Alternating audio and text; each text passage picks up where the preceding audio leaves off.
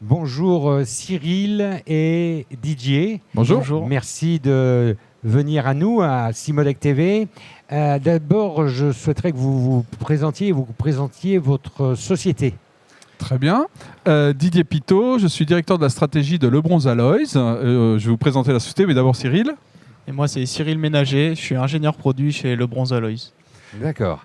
Donc, je rappelle que si vous êtes présent ici, c'est parce que vous avez gagné le trophée de l'innovation du Cimodec 2024 sous 3 critères. C'est-à-dire que la meilleure note, toute catégorie confondue, qui vous rapporte le Cimodec d'or qui est devant vous, et puis le Cimodec de la responsabilité sociétale et environnementale, qui est une première création pour les trophées du Cimodec, et vous auriez pu gagner également le trophée matière et traitement, mais on a jugé que 2 trophées vous suffisaient. On a préféré que le trophée matière et traitement aille à un autre candidat qui était différent, puisqu'il était plus tout dans le traitement que dans la matière.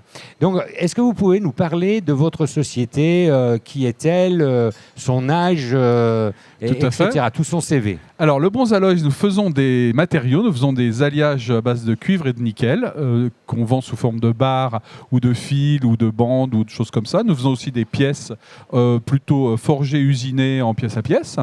C'est une société, entre guillemets, son activité commerciale est industrielle est très ancienne, puisque certaines des composantes de notre groupe ont plus d'1 siècle. La société telle qu'elle existe aujourd'hui, Lebronz Alloys, est issue de la société Lebronz Industriel, qui est à Suippes dans la Marne, qui reste notre cœur de, disons, le centre un peu du groupe. Mais nous avons d'autres fonderies en France, en Europe, et on est même une société mondiale. Nos produits étant des produits de spécialité, ils s'exportent dans le monde entier, en fait. Le décolletage étant un de nos marchés importants, et donc c'est pour ça que nous sommes au Cimodec. Très bien, merci. Vous êtes combien de personnes dans la société? On doit être un peu moins de 700 aujourd'hui dans le monde, donc 550 je crois en France aux dernières nouvelles. D'accord. Et vous avez une distribution qui est dans la vallée de l'Arve? Alors nous passons par des partenaires distributeurs dans la vallée de l'Arve pour les petites quantités. Sinon, nous livrons aussi directement depuis nos usines, suivant les quantités, les délais que les clients souhaitent. On a compris que dans la vallée de l'Arve, il faut du service, il faut de la réactivité, ça bouge vite, donc il faut être présent localement. Nous le sommes via des partenaires de longue date. Donc, vous avez remporté le trophée déjà de la matière première. Enfin, vous ne l'avez pas remporté, vous l'avez laissé à votre successeur, mais vous auriez pu le remporter. Vous avez en tout cas connu le succès auprès des membres du jury. Vous pouvez nous parler de cette matière que vous présentez, l'alliage Ardial, je crois. Oui, c'est ça, l'Ardial. En fait, c'est une alternative au cuproberyllium, plus spécifiquement au cuproberyllium au plomb. Notre alliage possède les mêmes caractéristiques mécaniques que les cuproberyllium au plomb. Il a de moins bonnes propriétés électriques, mais c'est pas gênant pour les applications qu'on demande au cuproberyllium en général.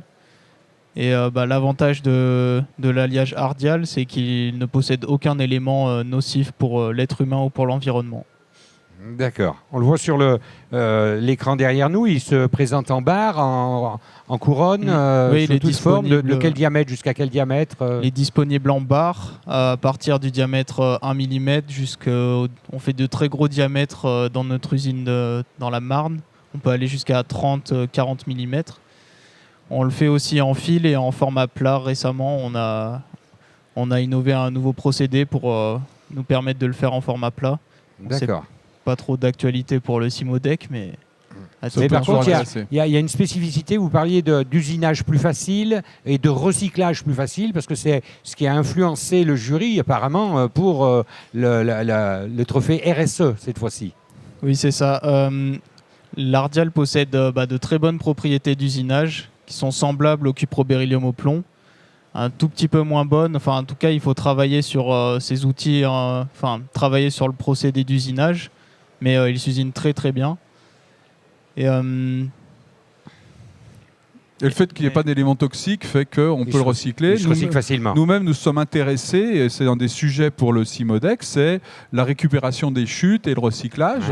Ouais. Nous sommes par rapport à d'autres producteurs et distributeurs de matériaux, nous avons des volumes en tonnes qui ne sont pas énormes. Hein, nous faisons des produits de spécialité en général.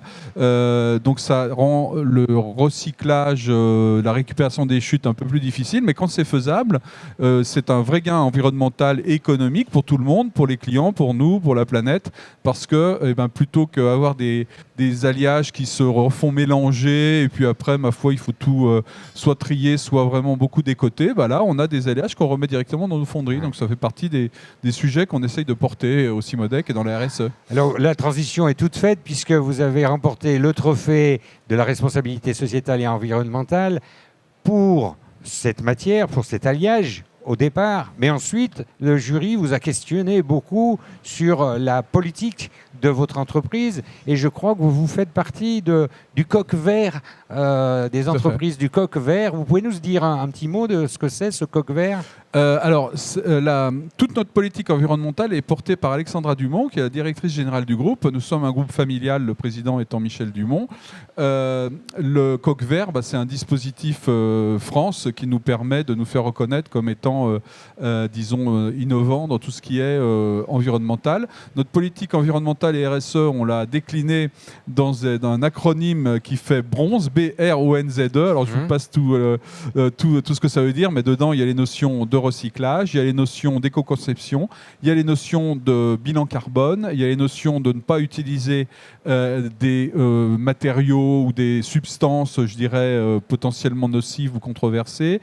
Il y a évidemment toute la politique aussi ressources humaines, traçabilité. Donc on a quand même un panel. Alors je ne sais pas sur quoi exactement on a été questionné, ce qui a remporté l'adhésion sur notre RSE, mais on a une politique extrêmement vigoureuse dans tous les compartiments du jeu. Alors les membres du jury m'ont dit avoir été sur votre site internet et regardé 2-3 choses et 2-3 codes que vous avez inscrits dans votre site internet, sur votre site internet. Ouais. Et on m'a parlé d'un code éthique aussi, ouais, pour l'égalité, par exemple, des traitements salariaux entre femmes et hommes, la non-corruption des gens chez vous, qui est un devoir. Enfin, il y avait toute une série de propositions sociétales, cette fois-ci, plus qu'environnementales, mais qui ont aussi interpellé fortement les membres du jury parce que ça allait apparemment assez loin. Je me suis permis ici de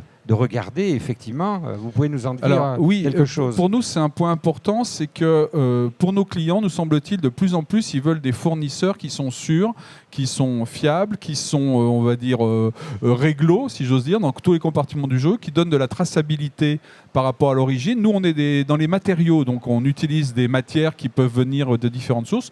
Nous sommes un gros recycleur. Bon, le recyclage, c'est beaucoup professionnalisé. Il n'empêche qu'avoir des certificats de provenance de telle ou telle matière, c'est pas évident. Évidemment, la façon dont nous traitons nos employés, dont nous validons nos fournisseurs. Je vais vous donner un exemple parmi 1000, mais par exemple, au début de la guerre en Ukraine, nous sommes aperçus que le nickel pur que nous sourcions venait de Russie. On s'est dit, non, on ne peut pas continuer. Donc, on a dû trouver et valider une autre source. Ça paraît simple, ça n'est pas tant que ça. C'est un vrai effort. Et demander la traçabilité, parce que ce n'est pas tout. On peut vous dire, oui, votre nickel, il vient de Russie. Mais ouais, prouvez-le. Donc, toutes ces choses-là, c'est toute la chaîne éthique pour nous, pour nos clients, nos fournisseurs, nos employés, etc., qui est mise en œuvre.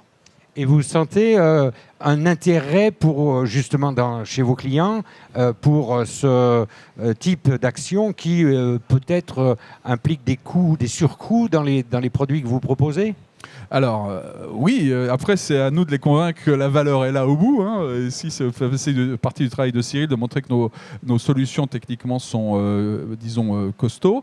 Nous, par exemple, on a été un grand donneur d'ordre comme Safran, par exemple, ouais, qui évidemment, dans la vallée, il y a des gens qui travaillent pour Safran, nous a reconnus comme un des fournisseurs, disons, les plus avancés en RSE. Et pour eux, ça fait partie maintenant des critères d'achat. C'est-à-dire que maintenant, vous ne pouvez plus être un fournisseur si vous n'avez pas un minimum comme je le disais, de traçabilité, d'indicateurs qui montrent que vous avancez dans le RSE, dans le bilan carbone, dans le recyclage, dans plein de choses. Voilà. Et donc on va par exemple sortir là, très prochainement le taux de recyclage de nos produits, comme ça les clients pourront voir que nos produits, quel est le taux de recyclage, et appliquer à ça leurs propres critères qu'on leur demande, etc., pour avancer.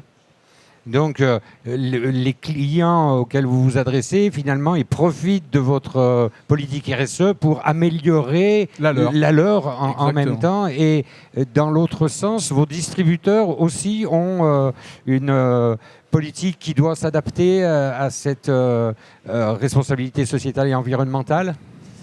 Ah oui, ils s'adaptent. Ils ont une très bonne politique eux aussi. Et on s'attarde à travailler avec des fournisseurs qui ont une bonne politique RSE également. Est-ce que vous pouvez nous dire qui sont ceux qui sont dans le 74 ou est-ce que... c'est un petit monde, tout le monde le sait. On travaille beaucoup, notamment avec De Perry Dufour et avec Reynolds. D'accord. Entre autres. Mais on a aussi des clients en direct aussi, quand les quantités le justifient. Et sur l'export également Alors oui, on est en Suisse avec des gens comme Klein, par exemple, aussi. Donc en Italie. Enfin, les endroits du décolletage, on est quand même dans le centre mondial du décolletage ici. Après, il y a d'autres endroits. Il y a le Vimeux en France, il y a le sud de l'Allemagne, il y a le nord de l'Italie, il y a la Suisse, évidemment, où il y a quand même... ils savent, nos amis suisses savent ce que c'est que décolleter, mais en fait, c'est vrai qu'on est quand même dans le cœur du réacteur, là. Très bien. Est-ce que vous avez quelque chose, un message à faire passer justement à vos amis décolleteurs auxquels on s'adresse sur le CIMODEC? Qu'est-ce que vous voudriez leur dire à travers ce trophée que vous avez obtenu? Quel message vous voulez faire passer? Cyril? Oui,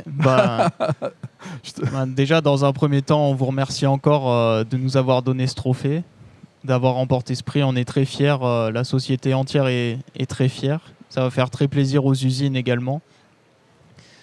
Et sinon, ce que je voudrais dire à nos amis décolleteurs, c'est de ne pas hésiter à venir passer à notre stand pour demander plus d'informations. On a plein d'autres produits qui peuvent être des solutions pour le décolletage en plus de l'Ardial. Mais l'Ardial est une solution très intéressante. Et il n'y a pas de souci pour qu'ils passent au stand et qu'on échange sur cet alliage. Très bien. Moi, je trouve que l'ambiance, on va voir ce que donne ce salon, mais je trouve que l'ambiance est meilleure qu'il y a quelques années. C'est vrai qu'il y a eu des moments de doute. On est passé par des phases compliquées dans toutes les industries, et notamment dans le décolletage. J'ai l'impression que ça repart. Je pense qu'il y a quand même des vraies demandes qui viennent autour de l'électrification, autour de l'automobile électrique, autour de la nouvelle aéronautique, donc des produits pointus, des produits techniques. Je pense que le savoir-faire de nos amis décolleteurs est immense. Nous, on a plaisir à travailler avec certains d'entre eux, y compris dans des développements techniques assez pointus, pour faire avancer des solutions RSE. Donc, on le parlait, sans beryllium, sans plomb, recyclables, qui se travaillent bien, etc. Donc, tout ça, c'est des choses qui nous semblent porteuses de l'avenir pour la vallée. Et le salon CIMODEC contribue à ces échanges et à ces rencontres. C'est fait pour.